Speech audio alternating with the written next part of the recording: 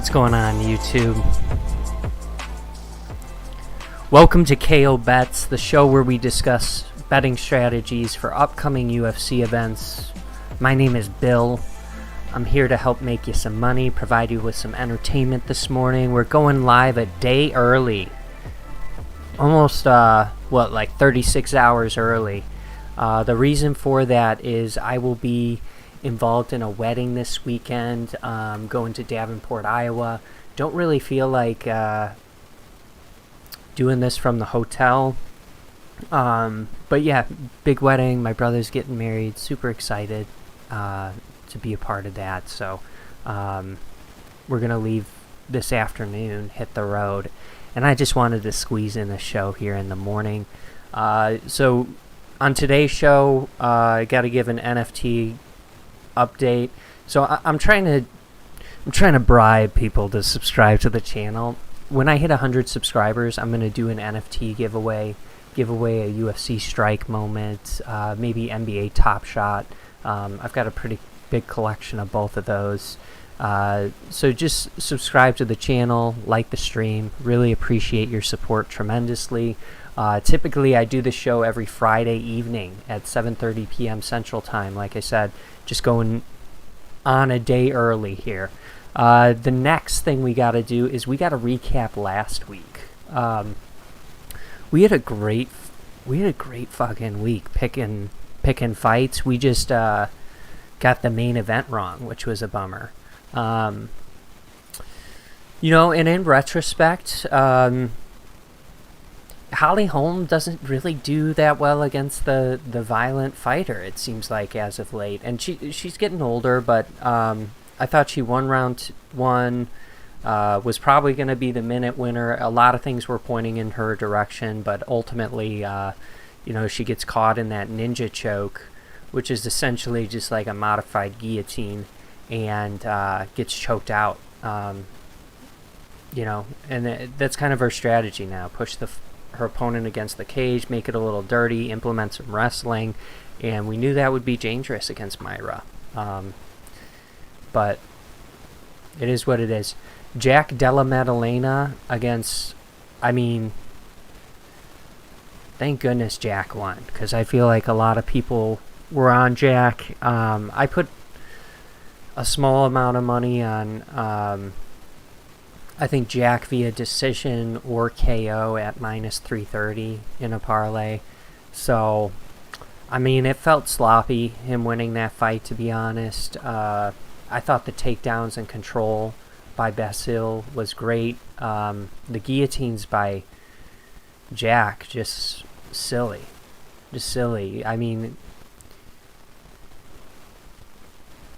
He was much better on the feet, and I just think going for guillotines like that was kind of silly. Just my opinion. Ottoman Azaitar, Francisco Prado. I've had my coffee this AM. I'm drinking a bubbly, some sparkling water. It's good after the espresso, the sparkling water. It's really actually a solid combination. Ottoman Azaitar, Francisco Prado with the first round win. Jung Young Park was a great pick. We thought he'd melt Albert Duraev. I think I put in a pretty sizable live bet on him after round one, which paid off. Norma Dumont, honestly, it could have gone either way, I think, before the fight, but then they were like beefing backstage, and I just think it was kind of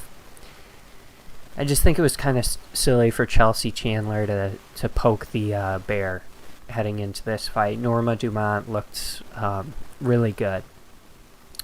Sadikov beat Terrence McKinney round two. Under 1.5 rounds, which was the pick we made. But Terrence McKinney just, again, doesn't display any gas tank or willingness to go beyond 2 rounds. There were the fence grabs, and I don't know what they got to do about that. There's some sort of rule they have to implement. Melsick looked good. Victoria Dudikova, nasty arm injury for Estela Nunez. Costa with the unanimous decision. Evan Elder with it was like all decisions out the gate. The first 5 fights until that elbow break. It's just crazy. But Evan Elder, congrats. Azat looked really good against a tough opponent in his debut. Alexander Munoz, good job. And then Alan Perez. So, pretty, I don't know. At least we don't have any more Holly Holm main events. You know, it's something to look. There's silver lining there. After that card, on to UFC Fight Night London. Aspinall taking on Marcin Tybura. Rafael Filo is taking on Daniel Barez in this fight. Rafael is 0-1 in the UFC. Fought Makayev for his debut. Was really actually pretty impressive in the sense he hurt Makayev. He knee barred him, and it was nasty. And Makayev still hasn't fought. I think he's scheduled. But yeah, it was pretty nasty. So the jiu-jitsu is really good. The grappling's really good from Filo. Striking-wise, a lot left to be desired, in my opinion. I don't think it's going to be a wise idea to spar on the feet with Danielle. I think this matchup is as simple as, grappler versus striker. Barez, he's coming off of 4 round 1 stoppages professionally after his Contender Series loss. He's really quick. He's going to be the better boxer. He's got heavy punches. So it's just going to come down to, is this fight going to hit the mat? If it is, Filo could be at an advantage here. If it stays standing, I think Barez is going to win this fight. I'm kind of back and forth on this one, and for that reason, I think I'm going to avoid betting this personally, this line. But I'm going to roll with Filo to get it done via submission. He is the slight favorite at -115. Not sure when the submission odds are going to come, the props are going to come online for this fight on Draftkings. They've built out a lot of the later ones. So if I had to take a guess, I'd say under 2.5 rounds as well. Especially the tear that Barez has been on. It just seems like, I like the submission, but Daniel's coming off of the 4 first-round victories. I kind of like the under here at -125. But, we'll see if these props get added at some point. I would say, odds makers are going to probably have the submission and knockout for each of these fighters respectively. Filo submission, Daniel knockout. I'm going to say those are going to be the 2 favorite lines. Maybe you got very closely lined decisions in there, and then the Rafael Filo and Daniel Rafael Filo KO and the Daniel Barez submission. Those are just going to be out of play entirely, in my opinion. But I do think this fight ends inside the distance. Shauna Banyan taking on Bruna Brasil. I followed Shauna on Twitter before she got signed to the UFC. Manifested this goal. She's 6-0 professionally. No, sorry, 5-0 professionally, making her UFC debut. She's taking on Bruna Brasil, who's 0-1 in the UFC. I think in this fight we're gonna see a striking matchup. I don't really anticipate any sort of extended grappling exchanges in this fight. I'm going to roll. So I think both of these fighters are really good kickers. Did Bruna Brasil, I think she might have fought Denise Gomes and just gotten kind of KO'd, but she was if I'm not mistaken, she wasn't like awful. Oh, she was. She lost round 1, got taken down round 1.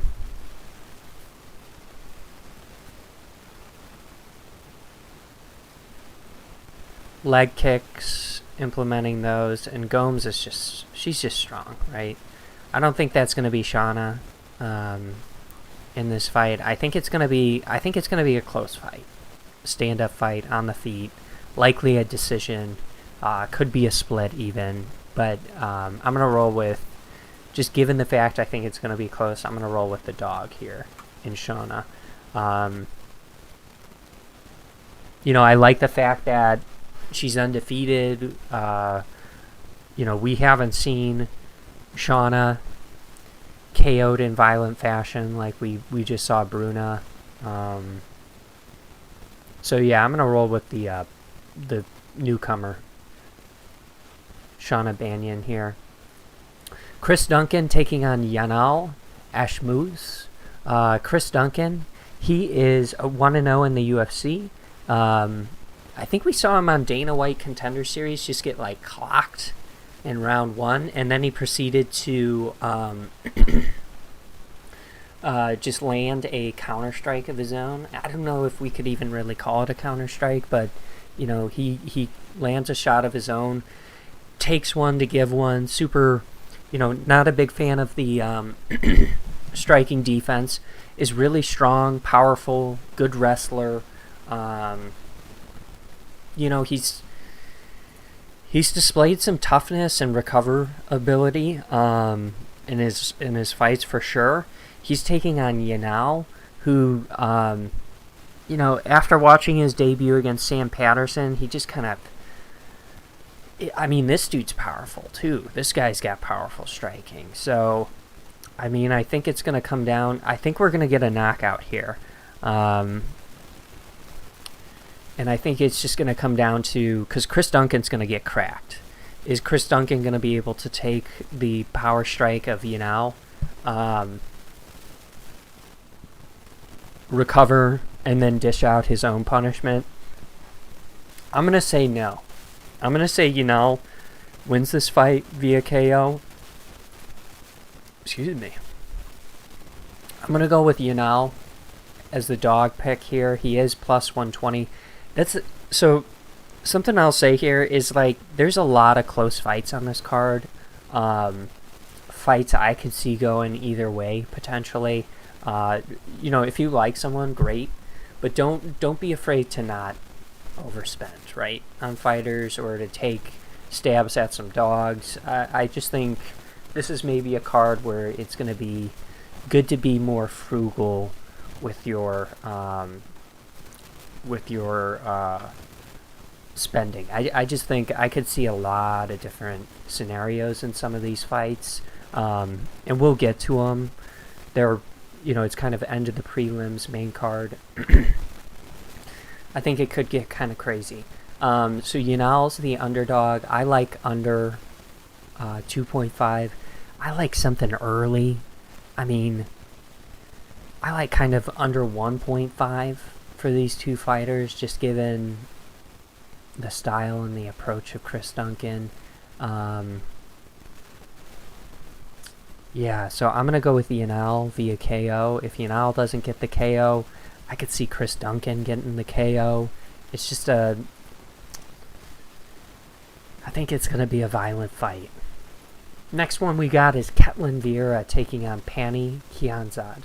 Ketlin Vieira is coming off the loss to Raquel Pennington after beating Holly Holm in a good fight. I still remember that night. I was having that Holm versus Vieira night. I was having an amazing night gambling. We were at my buddy's new place playing some, what's it called? Like a detective mystery game. And so I was stat watching. I didn't really have a chance to watch that fight versus Holm live. And I was like, how did Holly lose? And I was so mad. but in retrospect, Ketlin's just very strong, very powerful. I think she's going to be the more powerful fighter in this matchup. I have Pani as pegged as like a really good overall fighter, but I just think Ketlin, like in any matchup, you gotta really favor her physicality, her size. Something I'm a little worried about is the output always of Ketlin Vieira. She does have the striking discrepancy that's not in her favor, more absorbed per minute than landed.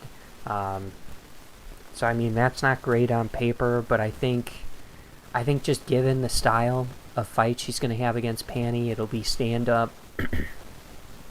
I really like Ketlin to just implement a physical game plan, push Pani around the ring, around the octagon, connect with the more powerful shots, and ultimately wins probably like a 3-round decision here against Pani. Could be close as far as the striking numbers, but I'm going to roll with Ketlin Vieira just to be more violent, more powerful in this fight. She is the favorite at -150, and I like this to go the distance. So it's still waiting on odds to get built out, but I like the Vieira decision. If it's not the Vieira decision, maybe the Pani decision, maybe a split decision, possibly there. I just... I think it could be a close fight. We've seen Ketlin in some split decisions, right? Oh, Holm was a split decision, and I think on paper this fight just sets up very similar to that Holm kind of matchup, just with the stand-up opponent. Makhmud Muradov taking on Bryan Barberena. Makhmud is a popular pick this week, and I think you look at him, he's on a 2-fight losing streak, but it was to Gerald Machart and Chao Barallo. Two really, really elite grapplers. I don't think he's facing anything like that of those opponents in this fight with Bryan Barberena. He's fighting a guy who's stand-up, pressure, output, toughness. That's kind of what he does. I think we're seeing the end of Bryan Barberena. He beat Lawler, he beat Jim Miller via split decision, but I just haven't been super impressed with Bryan Barberena since he's come back he's come back from injury. I'm impressed in that sense, back injury, but as far as his performances, I just haven't been super impressed. I think in this fight, Makhmud is going to be the better fighter overall. He's going to be faster. He's going to be more powerful. He's going to have the, I think, a stand-up advantage. I think he's going to have takedown advantage. I think he's going to, I like his defense a lot more. So I'm just kind of fading Bryan Barberena, his style and his approach in this matchup. I think it's a good matchup for Makhmud here. And I mean, we've seen Bryan Barberena get KO'd and finished recently.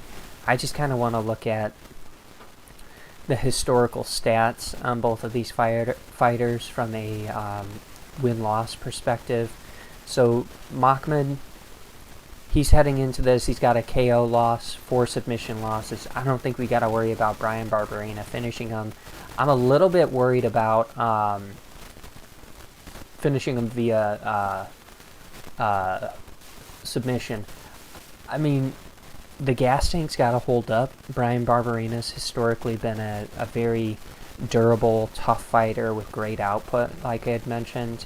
But he's just, he's just kind of slowing down, in my opinion, at this point in his career. So I'm going to roll with Makhmud here on the money line. Let's see if the odds are built out. They are here. So the over-under's at 2.5. I kind of just have the suspicion it's going to be a finish. Machmad's at minus 325. Big favorite. Big favorite. And I do think it's a good matchup for him. Don't know if I'm going to hang the minus 325 without parlaying it with something, but odds makers don't like this to go the distance. Yeah, I'd have to say under 2.5 is my prediction, and the Machmad KO is what I would predict. I don't know if I'd go in at that at plus 140, but I think Machmad's goal here should just be, find your shots, be patient, and just because you're gonna find the shots against Brian Barberena, who's very hittable. Just don't get hit in return, don't gas out, and you'll just probably hurt him a bunch and probably get some sort of finish at some point. The next fight we've got is Michael Parkin taking on Jamal Pogues. Parkin is making his UFC debut. He's coming off of a Dana White Contender Series win. He's taking on Jamal Pogues, who's on a 1-fight win streak, is a 205er who's now heavyweight, low level heavyweight fight here. I mean, Parkin trains with Aspinall. Paul Craig is definitely, it's the hometown cooking.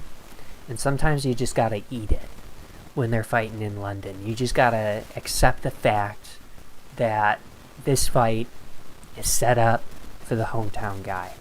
And I know we've seen Jamal Pogues has more experience. I know he's 1-0 in the UFC. But who did he fight even? Yeah, he fought Joe Parisian. Went to a unanimous decision. Started to get tired in that fight. I think Parkin wins this. I think Parkin knocks out Jamal Pogues. That's my prediction. Maybe gets a little ground and pound, but I think he finishes Jamal Pogues here. Parkin is the underdog. I think the reason he's the underdog, and he was a bigger underdog even earlier, I think it just comes down to the experience factor. He's fresh to the sport. 6 fights into his career. Jamal Pogues has twice that. Right? So, it could take Parkin 3 years to get to this point Jamal's at in his career. So I get it. But that being said, I think Parkin just carries the upside here. It doesn't have a really impressive resume, but neither does Pogues. But I would say Pogues is better just because he's had some UFC caliber fights on Contender Series and in his debut, obviously. But I'm going to roll with the Parkin KO at plus 300. That's going to be my prediction. Pogues, just flick that jab out there and don't get hit with the power shots, and you could win a decision. But I don't really think Pogues is... I don't know. I don't really like him at heavyweight. Yeah, that's my opinion on that fight. So we're rolling with the underdog again in Parkin. Next fight we've got is Mark Diakisi taking on Joel Alvarez. Joel Alvarez has put together a really impressive run in the UFC, only losing to Sarukian. His last fight is Magulov, and those are his only 2 UFC losses. So 2 really, really elite grapplers. I don't know when it was, but just like out of nowhere, Mark Diakisi went from no wrestling at all in the UFC. It might have been against Venata, actually, or Borshev. Borshev, he was drilling the takedowns, but everyone gets them on Borshev. But yeah, maybe it was after the Alves, Rafael Fiziev back-to-back losses. just started implementing this grapple heavy approach, and it's been working. I don't know if you want to enter the guard of Joel Alvarez, who's just an incredible jiu-jitsu artist. As far as the stand-up approach, I'd probably give the advantage to Mark Diakisi, but Joel does some really good things. He's got, good kicking, is a pretty good striker, and then as far as the grappling, I just don't know if it's super wise for Diakisi to enter the guard of Joel Alvarez, who does have quite a few submission victories. And Mark has 2 submission losses. He has the loss to Alves via submission, and Dan Hooker as well. And Joel's passing a lot of different tests. He just lost a couple of really tough ones. His debut and his last fight, which Armin's beaten a lot of people. So I could see Mark Diakisi being a minute winner at certain points in this fight, but he does tend to tire out, in my opinion. If he's not securing takedowns easily, I think he could get tired and caught with some sort of submission attempt. So, and I also think, I just think the longer this fight goes, the more it's going to play into Alvarez's favor. I'm going to roll with Alvarez to get a submission win. I don't feel super confident on betting this fight. Alvarez is minus 195 on the odds for money line here. I don't feel super, good about that. Diakisi at plus 165. I don't know. I can almost justify betting on him there. The over-under's at 2.5. Honestly, I think if Diakisi wins, I like the decision for him at plus 350. And if Joel wins, I like the submission. But I'm going to roll with Joel Alvarez inside the distance submission. The next fight we've got is Danny Roberts taking on Johnny Parsons. So that's one of those fights where I'm just I think the money line wager is a little bit sketch on that one. Danny Roberts is on a 2-fight losing streak. He's taking on Johnny Parsons, who's making his UFC debut. Danny Roberts is going to be the better overall fighter, in my opinion. Johnny Parsons is a Muay Thai guy, powerful striker with 75% of his wins coming via KO. Really powerful striker. So I think where Danny Roberts, where it gets kind of worrisome with him, is he's getting cracked a lot. And he's facing here a really dangerous Muay Thai artist who's tough, who will take one to give one.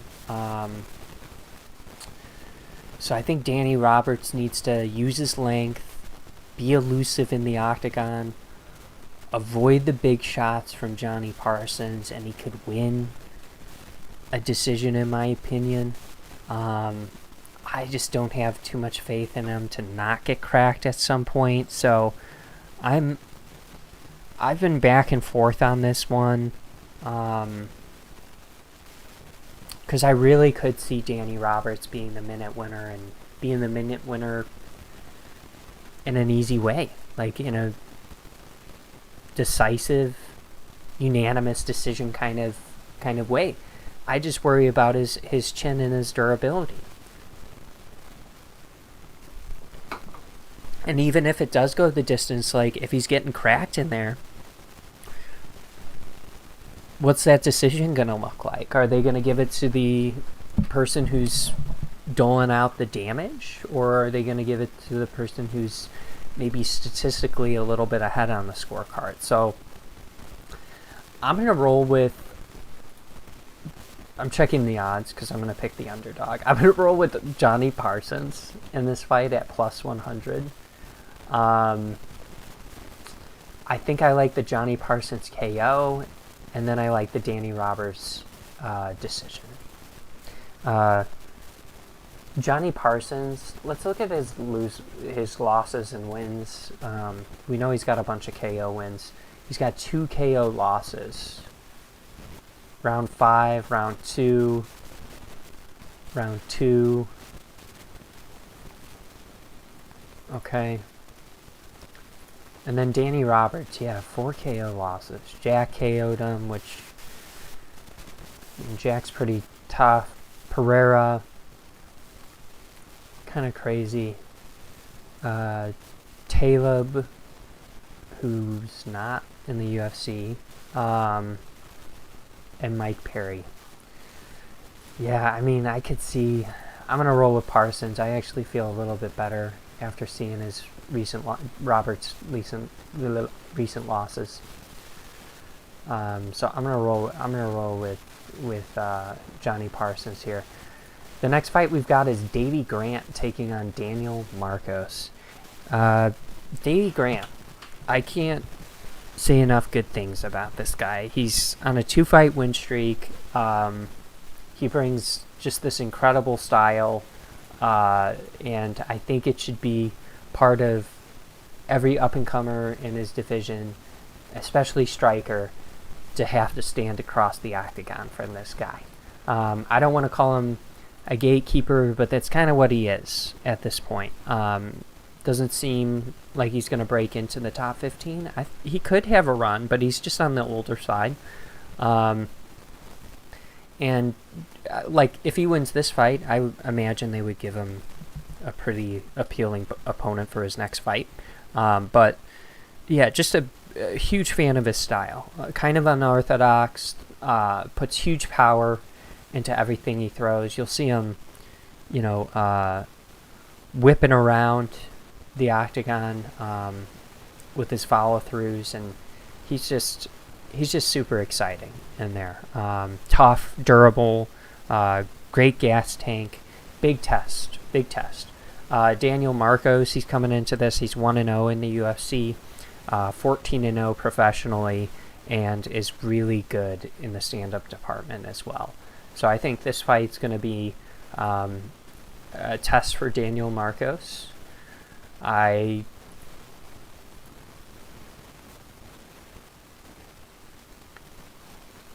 think it's going to... this is kind of like the litmus test for Daniel Marcos, in a way. Is he the real deal? Is he not? We saw Adrian Yanez fight Davey Grant. Which showed me a lot about Yanez. Chito Vera. Grant went to a decision against Yanez, split decision, and Chito Vera. He beat Jonathan Martinez, who's just, he's kind of brutal.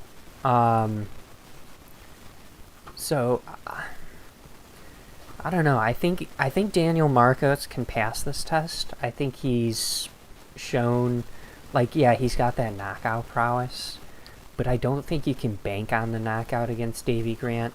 But looking at Daniel Marcos's fights, he does appear to have, a decent gas tank in the sense, he hasn't had a round 1 finish since 2017. Has had some unanimous decision victories. So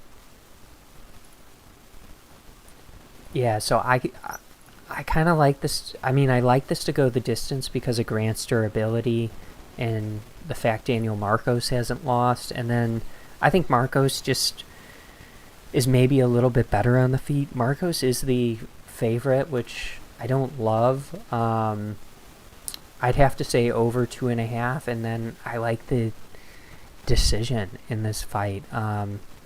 Could it be close? Could it be, the split decision? Where would that be? Fight props. Split decision plus 550. Could it be in play? Perhaps. Davey Grant is hittable, though. I will say that. He does seem pretty hittable in his fights. Gets bloodied up pretty bad. But I'm gonna roll with Daniel Marcos. And this is kind of, I don't know how any of you feel. I don't feel amazing about the picking the winners of these next fights. There's just a lot of wild cards.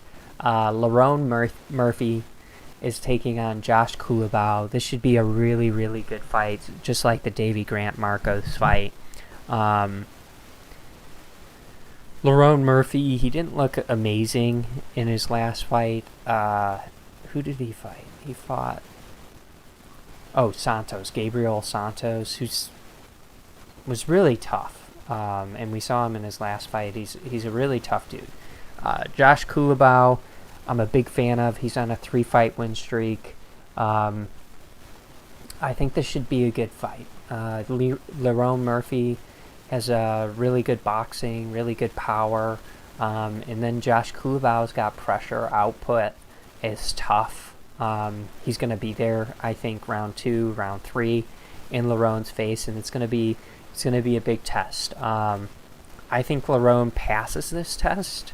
What I would like to see is I'd like to see Lerone Murphy have a really good performance, and then hopefully Nathaniel Wood have a really good performance.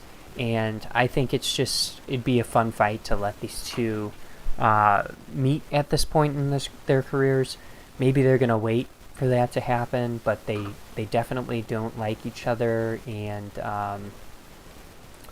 I think that that would be a really fun fight to set up. So I'm like greasing the tracks for that to happen in my mind. But I don't feel super comfortable betting Lerone Murphy at this line. Minus 140. I think it's not too bad, actually. Josh Kulabau I just respect him a lot. I do think the fight goes the distance. I do think Kulabau has moments maybe late in the fight where he's putting the pressure on Lerone Murphy, but it's a tough opponent. And I would like to see Lerone Murphy do really well. But I'm a little bit torn because I do like Josh Kulabau. But I'm going to roll with Lerone Murphy via decision in this fight. And for the fight to go the distance. And I think, I don't know. I think if you sprinkle some on some of these ones we think are going to go to a decision, I think if you sprinkle the split decision, I think you're going to be very happy. I think we could have a couple this card. Jai Herbert taking on Fares Ziam. Jai Herbert, he's, frame-wise, like both of these guys are very tall for this division, over 6 foot. So they're both 6'1", both with 75-plus inch reach. So I mean, I think this fight's going to be a stand-up fight. I think Ziam's the younger fighter, has more weapons because he's going to kick, more of the kickboxing approach. And then I think Jai Herbert is just a savvy boxer. Watching him against Ilia Topuria before he gets kind of cornered and knocked out is impressive. He's a really good boxer. Just hasn't had a good UFC, career thus far. He's 2-3-1, and I just feel like, I don't know. I feel like there's something a little off about his approach thus far, and so I'm gonna roll with Ziam in this fight. We've seen Jai Herbert get hurt.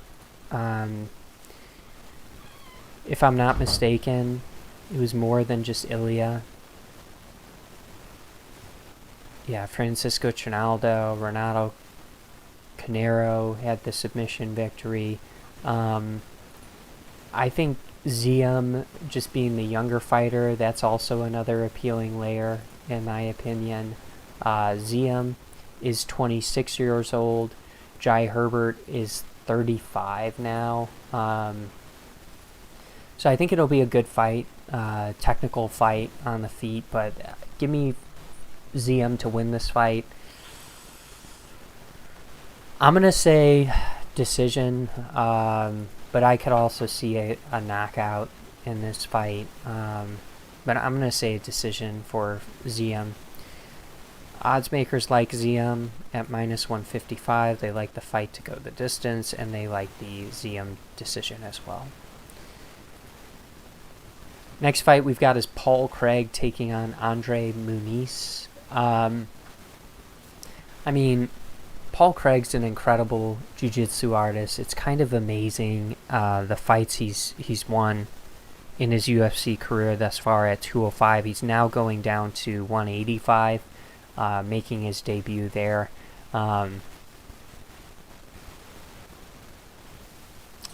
Yeah, I mean, there's a lot left to be desired in the overall game of Paul Craig. He's pulling guard. He can't complete takedowns. His best chance at victory, it seems like thus far, is getting punched in the face and playing possum, making his opponent think he's hurt, enter his guard, and then he's just going to put you in some sort of submission attempt against Muniz, who's a terrific jiu-jitsu artist as well.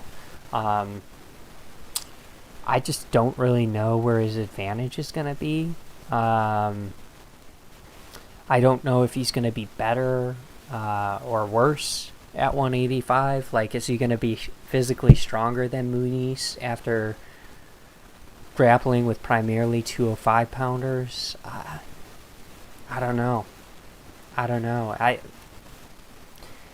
going to say Muniz wins this from a skill set perspective. The measurables are a little bit interesting heading into this fight from like a weight perspective.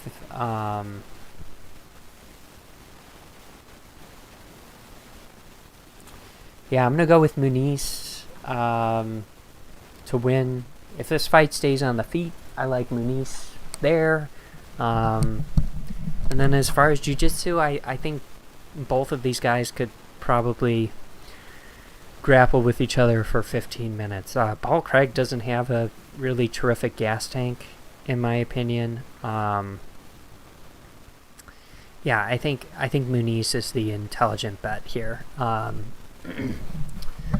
Paul Craig, I guess, always has a chance with the submissions. I just don't think that's going to happen against a fighter like Muniz. Muniz is the heavy favorite at minus 210. Odds makers don't like this to go the distance. The over-under's at 1.5. I'd have to say I like kind of the under there. And yeah, I mean, there's the Muniz. I don't hate like the Muniz KO.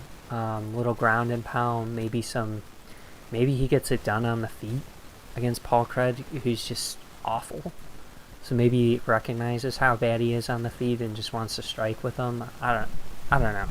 But I'm going to roll with Muniz in that fight. I think that's the intelligent pick.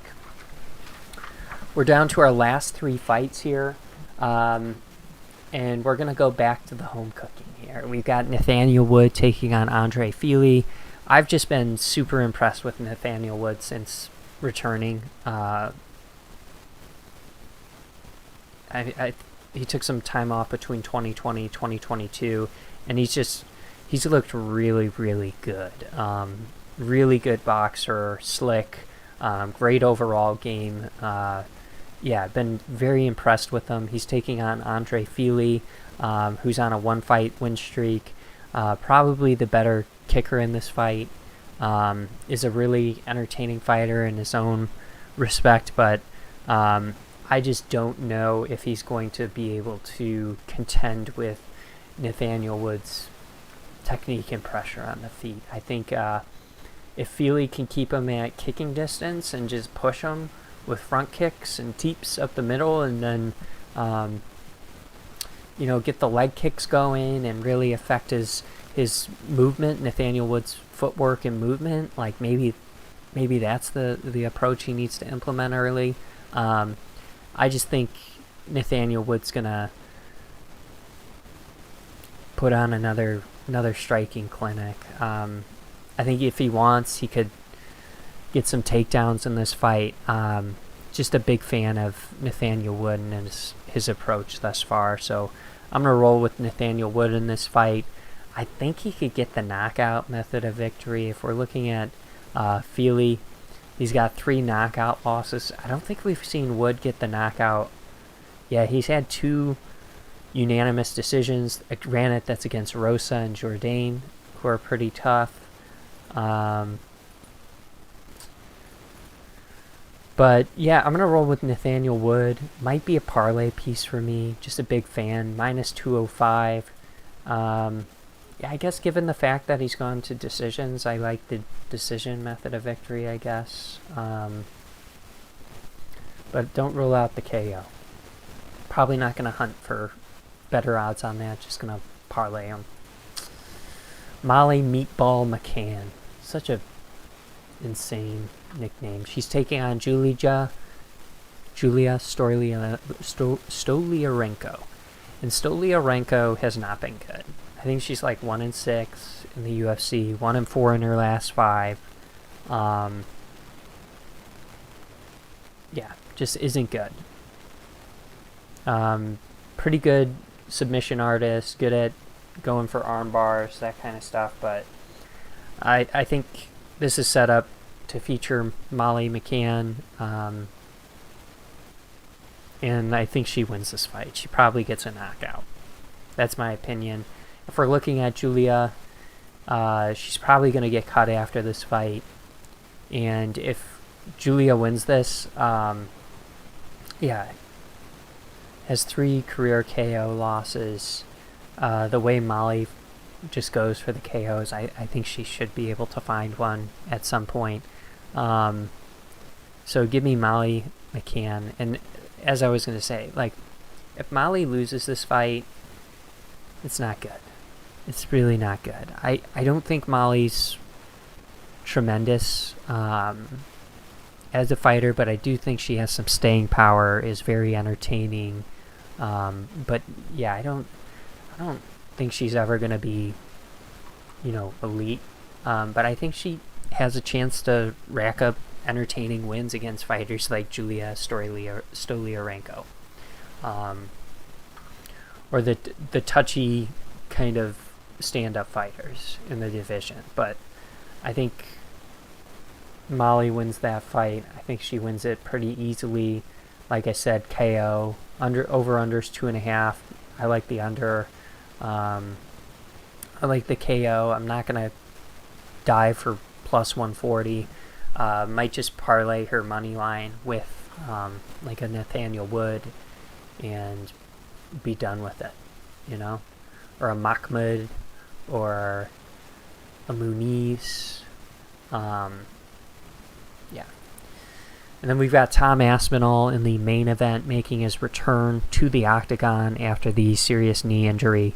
He's on a 1-fight losing streak, but that was a round 1 injury against Curtis Blades. I don't know how the fight would have shaped up. I really don't know. Looking at Aspinall, I think he is extremely talented.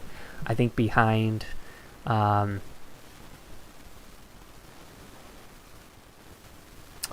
think he's one of the more impressive physical kind of people at heavyweight division. I think him, Cyril Gane, John Jones are just probably some incredible athletes for the division. Tom Aspinall, though, just the way he moves stand-up wise, really good wrestler. I think if we see anything remotely close to the old version of Tom, he's going to beat Marcin Tybura and probably do it pretty quickly. Yeah, big fan of Aspinall. Definitely think he's going to reinsert himself into that, contender picture, and just happy to see him back. Hopefully this fight goes well. He doesn't continue to rack up injuries in his career, and he can just overcome that knee injury. And we've seen a lot of fighters do that. It's not like they're running around in the octagon. It was just, planted funny in a freak injury. So, rolling with Tom Aspinall in this. Probably a knockout would be my pick. And then if Tom's like hesitant at all in the stand-up part of this matchup. I think it could be a little bit close if it's a wrestling matchup, but I think Tom's just kind of a good specimen at the heavyweight division. Very athletic, good cardio, lots of things to like about Tom Aspinall. But I'm going to roll with the Tom Aspinall KO. Over under. We got to close out the poll. Over under's at 1.5. No one voted. Damn. You didn't give me any help. I'd have to roll with the...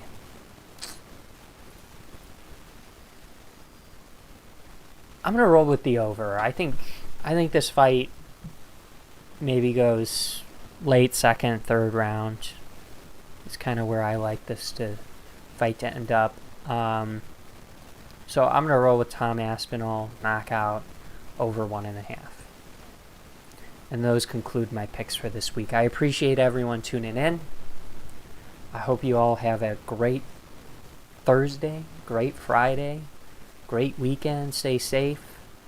And yeah, we'll be back next Friday, I believe. Let's just double check upcoming events.